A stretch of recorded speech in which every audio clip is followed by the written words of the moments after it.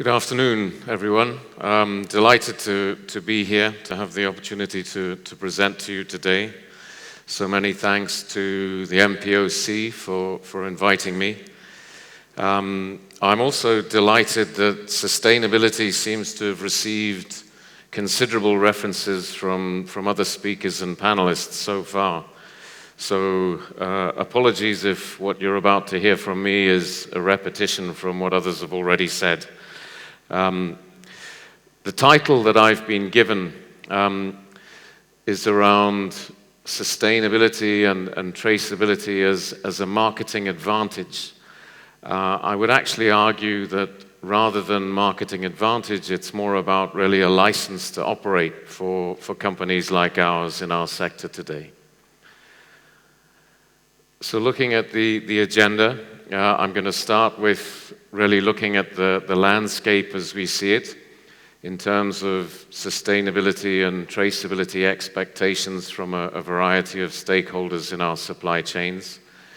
I'll then take you through my own company, Louis Dreyfus Company's profile, and our own role and vision towards sustainability as we see it. And then give you some insight to the commitments that we've made, which are really synonymous with the industries and the resultant policy given our market profile as a buyer and refiner of palm oil. And then we'll get out the old crystal ball and try and give you some forecasts as to how we see the evolution of this particular subject in a palm oil and a general agricultural sense.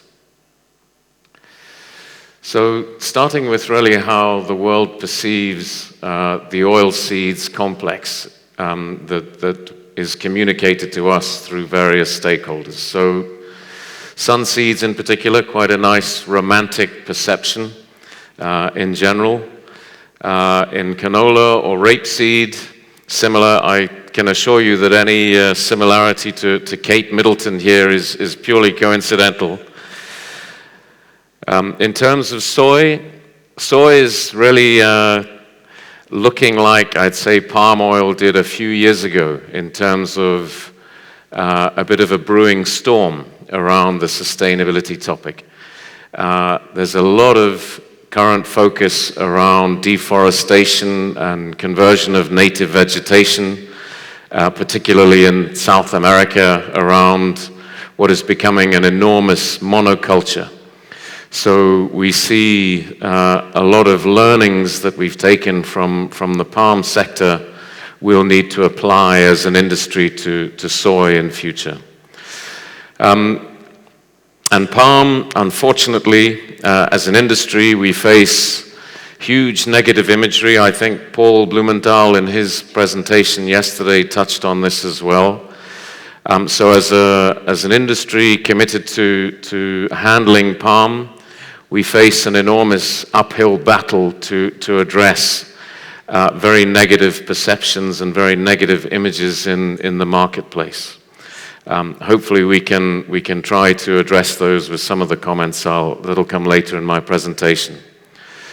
But I'm sure you're all very familiar with headlines in the press that continue to bash palm, give it a very difficult place in the market, from UK supermarkets proud of the fact that they're looking to exclude it from their product ranges, to major financial players talking about moving away from the funding and financing of the industry. So again, these are all headlines that we need to see reversed, and we need to collaborate and join hands to see how best we can do that. The well-documented pressures from NGOs as well, who continue to rail against the industry and to target brands and retailers that they consider to be supporting bad practices, very successfully, you have to say, in terms of the way they have been very, very quick to target. I must say, in my experience as someone who works for a multi-commodity company, Perhaps with the exception of sugar, it's very difficult to see advocacy that basically recommends the exclusion of a product in its entirety. So again, that's something that we really need to try to combat in order to redefine the image of palm oil, and one way we can do that is through the adoption of more sustainable practices in order to give palm some sort of equal footing with the products that compete against it. But when the NGO community in particular have such negative imagery at their disposal, we face a tough battle.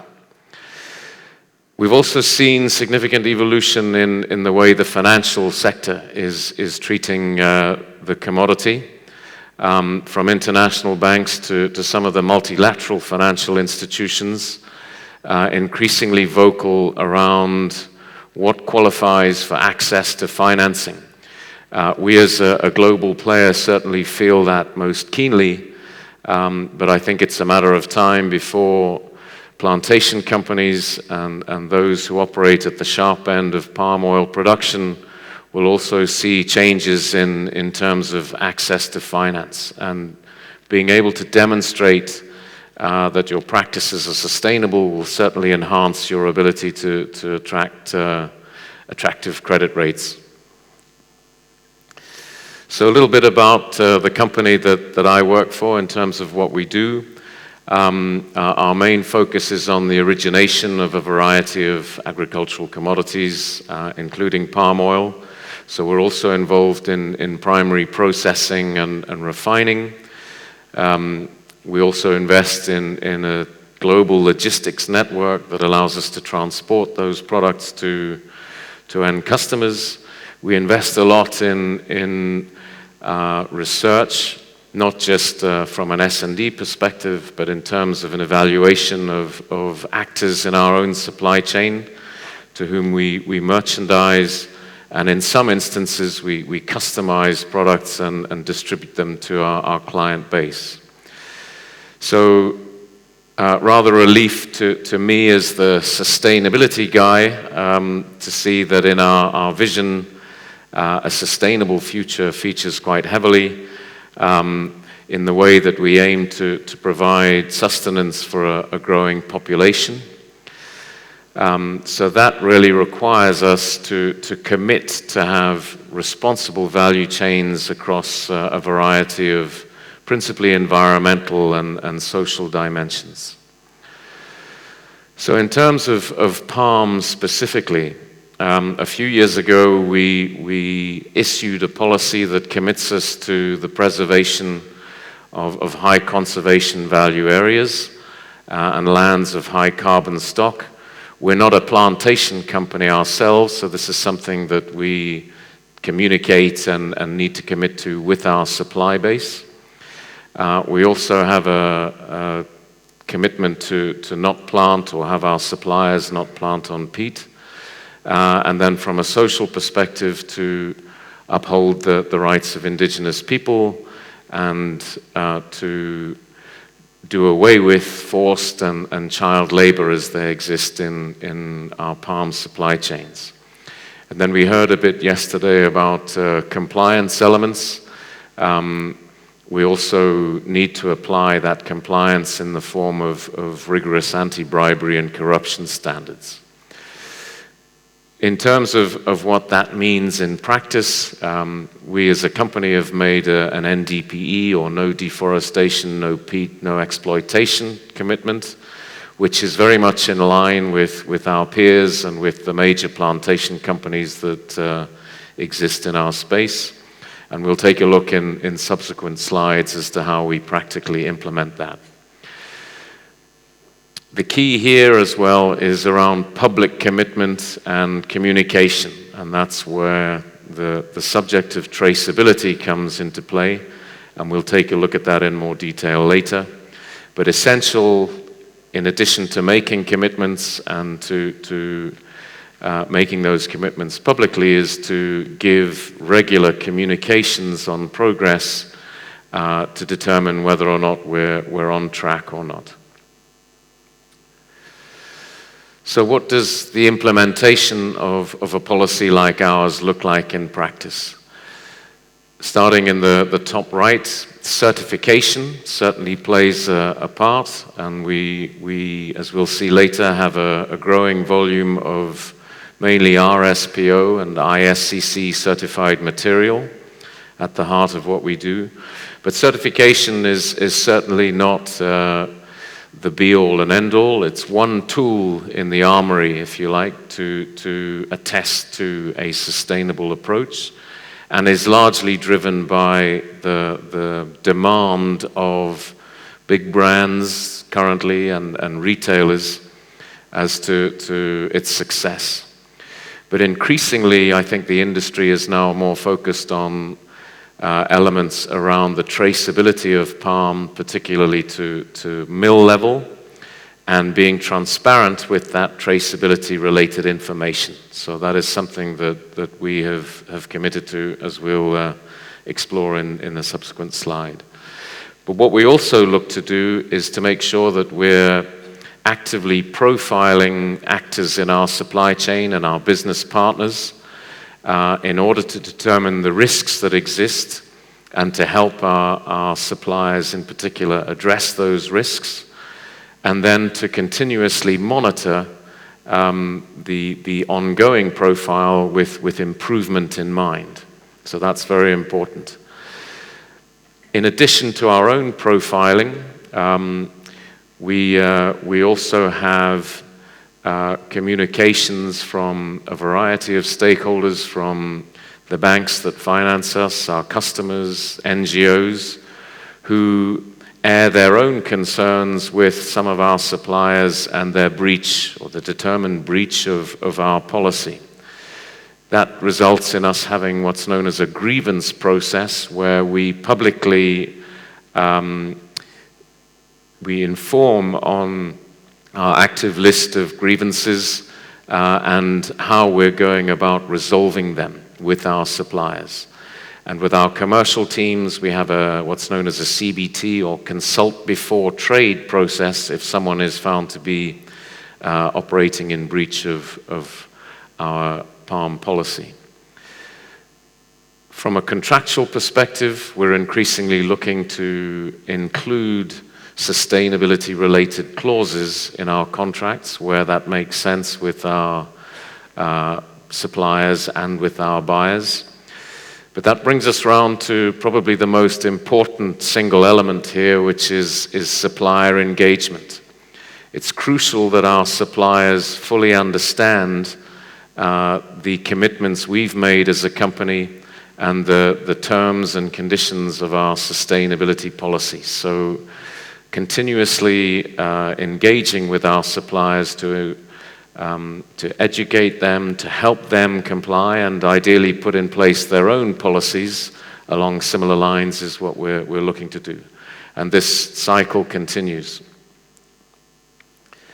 In terms of our own profile, this graph, or this diagram, really shows how both our volumes have grown over the last few years, but also the diversity of destination that we supply to. You can see that Europe and various parts of Asia and Africa are very important destinations for us. The important point to make here is that our policy and its conditions apply to all of the palm oil that we originate, irrespective of the destination that we're selling to. The other element is that in many of the African shipments that we make, and Asian, the buyers for that volume are often international brands and retailers who apply a global sustainability policy themselves. So we're not looking to move at different speeds in different territories. For us, it is a one-size-fits-all policy. So in terms of more specific information around traceability and certification, for the last couple of years, we have been looking to trace all of the palm oil that we originate to mill level. And we split this up into two broad categories. The first is the supply to our two Indonesian refineries, one in Lampung and one in Balikpapan. Without necessarily being easy, I would say the traceability of that palm oil is more straightforward because it's coming from plantations and mills that are tributary to our two assets. So we tend to have longer-term contracts in place with a smaller list of plantation companies and suppliers. So at the moment, we're at 100% traceability to mill level for our refining operations. Of more significant challenge, I would say, is our traded book, which is run out of Singapore. And that's more challenging because often cargoes of palm oil will have changed hands numerous times before we end up making the purchase. So in that sense, it's more difficult to get traceability back to actual mill level. So you can see that the numbers here are less. So if we combine them, we're currently at around 92% of palm oil that we buy traceable back to mill level, looking to improve on that all the time. Looking at certification-related elements, this is a table that I lifted from our recently published sustainability report covering 2017. So you can see that in outright terms, the volume of palm that we're buying and trading that is certified, again under ISCC and RSPO schemes, has grown fairly steadily, and today represents just under around 20% of the volume that we handle. So by no means the majority, but a growing proportion. So in terms of that crystal ball gazing, just to give you some pointers as to the way we're thinking in terms of evolution in the palm space. Again, as has been said quite commonly during the last couple of days, technological advances are going to play a significant part in the way palm oil transacts, we believe, in the years ahead. Blockchain technology or equivalents, we feel will play a bigger part. We've already executed one soybean transaction from North America to China. I guess that flow isn't going to work so well anymore. But we can see blockchain increasingly applying to palm oil too, so long as we can convince our various stakeholders and peers to join with us in that sense. Remote sensing and satellite imagery use in monitoring land and land use change is already a significant feature, but will grow and will help us implement our sustainability policy and aims and ambitions. The role of social media clearly is being used very actively against palm oil, I would say today. I think we need to be much more collaborative around concerted efforts to address that with industry-related social media programs to tell the good stories in palm, of which there are many. And one element as well, just to mention, perhaps less related to palm oil, but the way in which protein ends up in our stomachs is likely to change significantly. Quite an inefficient route today from soybean to crush to meal to feed to animals. There's a lot of investment in trying to shorten that, looking at alternate and synthetic proteins more directly from soybeans and into our diets is likely to be something that we witness.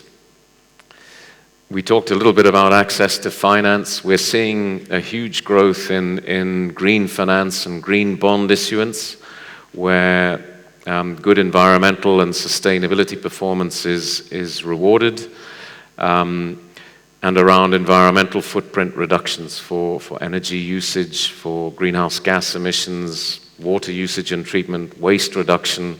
All of that is likely to attract green finance in future.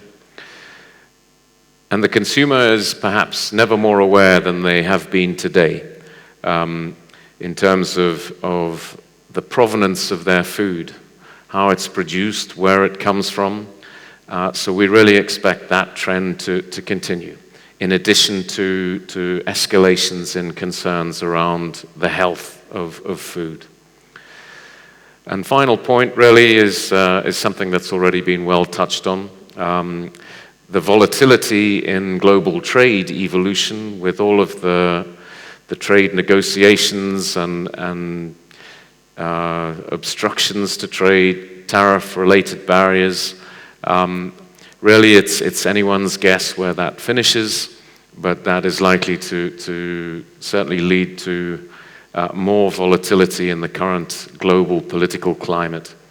But one initiative that I wanted to reference as a final point, from perhaps a bit of an unusual source, is seemingly China's growing commitment to sustainable food. There was recently a declaration around sustainable meat that was made by the China Meat Association in partnership with the WWF, where the 64 members committed to promote sustainable meat production, trade, and consumption. So we notice an escalation in sustainability concerns and commitments, perhaps from quarters where they've not been so prevalent before. My time is up, so thanks very much for your patience and for listening, and happy to take any questions afterwards. Thank you.